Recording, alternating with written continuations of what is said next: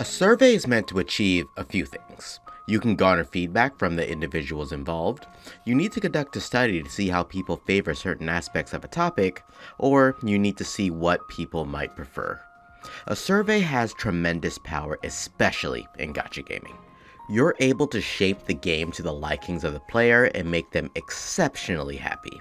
Or you can hear the feedback and then choose to ignore it. It's a way to know if your players like you as a developer, or if they hate you as a developer.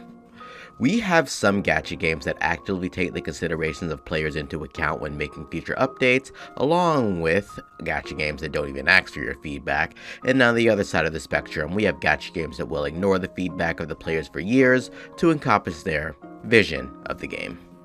Each of these methods have their own merits, but we can agree which one makes us as the players feel better. My name is Void Enigma, and I'll be discussing why surveys in gacha games are the most powerful tool that a developer can use, and why it can also be a detriment to a game if they don't actually consider the feedback that they receive. I want you to imagine the power and relevance of a game that is perfect. It automatically knows what the players want, and it fits their ideal standards of a perfect game. In this scenario, absolutely everyone's wishes are granted if we can truly have the best time in this utopia of a perfect gacha game. While this fever dream isn't possible, this is something that a survey can establish if they heed the advice in the survey. Listening to what players want is a surefire way to make the player base happy. This is where a game like Wuthering Waves strives, because when you want something changed, it gets changed, as long as there's enough people talking about it. While making the player happy seems to be the obvious choice to make your game well received, there are certain devs who ask for the player's input in completing these surveys, and then they'll just completely ignore the feedback and leave it utterly ignored. Now, some feedback should be ignored, because there is such a thing as giving bad feedback, but ignoring simple requests that are very much possible to implement in your game is a very bad idea. At the end of the day, these are gacha games, and their goal is to make money by exploiting, convincing players to spend money on their games in a very healthy way. They also have to make things obtainable, which is why the concept of a 50-50 exists. If you were guaranteed all the characters in a game like Genshin Impact and Wuthering Waves, then you would never need to top up, or cry yourself to sleep at night when you got a Ling Yang instead of a Carlotta. So feedback regarding their monetization methods are normally completely ignored, but what about simple feedback, such as maybe a skip button? Would it kill your game's momentum to add a skip button? Does it kill your game's momentum by adding quality of life as soon as humanly possible? Does it really kill your game's momentum to allow players the freedom of looking for loot on a map with an easy click, instead of waiting 3 years to make those changes?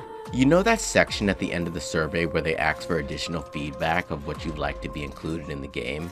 Before, this felt like a meaningless question because whatever you put here would certainly be ignored, right?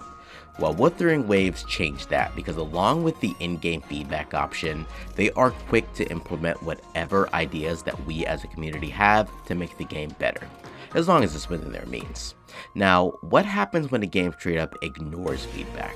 Well, one thing's for sure, I won't be ignoring your feedback, so go ahead and like this video and subscribe if you're enjoying the content so far. The reason why Wuthering Waves resonates with me, see what I did there, is because I know I have a voice, albeit small, in the community, and my feedback has a chance of being heard. I feel as though I can make a difference in the game's development, and I get to be a part of that change by just playing the game. What happens, however, when your feedback of the game is completely ignored instead, for years, is resentment, leading to the inevitable departure of the player from the game. This is evident in the first 3 years of Genshin Impact. Blinded by their success, they decided that profits were their surveys instead, and it left a bad taste in people's mouth. And it's not just Hoyoverse who follows this cycle. Many games follow this exact same cycle of events, and despite there being many voices speaking out about these terrible turn of events, profits speak more volumes to their pockets rather than the public reception of the game. After all, if your money is lower, why would you care if people think your game is amazing? Gacha games, multiplayer games, or any games that are considered big have their fair share of feedback, and those people sharing the feedback have relatable reasons as to why they would never play these titles. From scummy business tactics to weird decisions or just actively trying to make the players' lives a living hell. Well, that might have been a bit of an exaggeration, but you can certainly feel the ignorance of a company that just doesn't care. For instance, Genshin Impact had a bit of a controversial decision: the release of two of the best additions to the game, Mavuika and Sitlolly. Of course, they're going to advertise 20 free pulls for this update. However, the Lantern Rite is in the latter half of the update, and those 20 free pulls are for the Lantern Rite, along with a ton of other event rewards. You would think, 20 free pulls, I get to use these for the characters that I want in this update. And Hoyo could have easily overlapped these two events by a few days or at least featured multiple banners at once, but they decided not to. They decided that you would get those 20 pulls when the Lantern Rite started, after these characters are long gone. At what point does ignorance turn into intentional sabotage? This doesn't start or end with the greedy tactics of one gacha game to another. It's just the greed of corporations that propel these concepts for the players. Why even offer the survey in the first place? Is there a point of asking for feedback that is unimplementable in the grand scheme of your game's design? Ignoring feedback is sometimes necessary, however. Sometimes the feedback is just bad for the game. Remember how I said that not all feedback was good feedback? One thing that the community of Wuthering Waves is actually split down the middle with is how the character Rover is interacting with other characters, especially in Companion Quest. I have a whole video in the works regarding this topic, but how would you as a developer approach this situation? You can either completely shit on one side of the argument, or you can keep doing things as you are and shit on the other side. Which one would be better for the game? This can be a tough choice because either way, people are going to be pissed off. Some people want a harem of every character lusting over their roving body, while others don't want every character fawning over the rover. Nonetheless, it's important to take the feedback and treat it critically, especially with concerns regarding the entire player base. I don't know how Kuro will implement the voices of the players in this case, but it'll sure be interesting to find out in the future. Now, when it comes to surveys, Kuro didn't do just a survey. They asked you what your ideal waifu or husbando is.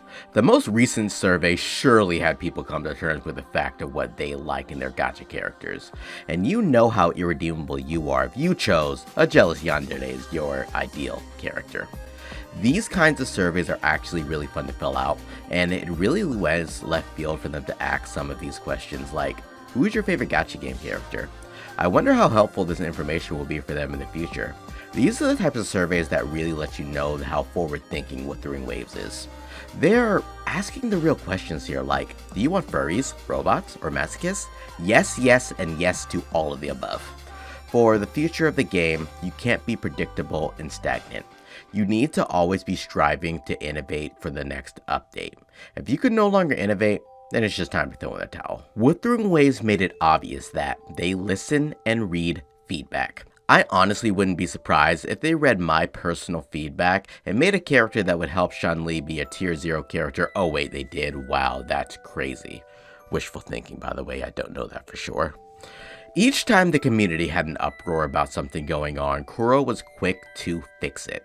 Such examples are having a gun character to actually complete tasks is annoying. I hate having to swap characters. They added the pod to fix this. Okay, but honestly, it takes too long to run to the bell boss every time. Sure thing, let's just add a way to teleport to all bosses directly. Now, I hate certain echoes. They just don't fit the character and ruin the flow of combat. Well, Nightmare Echoes are coming along to fix that. Well, hey, I just pulled Shorekeeper, and I had to complete the entire story to build her.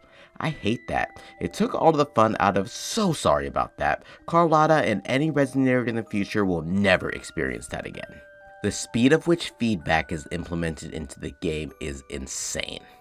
Other games take 3 years, a competitor scare, and millions of people begging for a change to make these changes. Meanwhile, Kuro Games is taking as little as 6 weeks. Even if you make millions of dollars from a game, are you really satisfied with that income that is gained at the expense of the player's experience? After all, As a game developer, you are essentially the god of your own world. Do you want to be revered as a company that ignores feedback and continues to pump out content that borders on the edge of frustration to keep the players reeled in, but not enough to actually quit? Or do you want to be known as a company that listens to feedback, implements feedback, and makes the appropriate changes that the players ask for? I can't say for sure which is better in the long haul, but I do know which side I'd rather be on. The ones where I can actually voice my opinion and feel like my opinion is heard by the developers. Go ahead and like this video and subscribe for more content by yours truly. This has been Void Enigma, and thank you so much for watching all the way until the end. Until next time, Enigma out.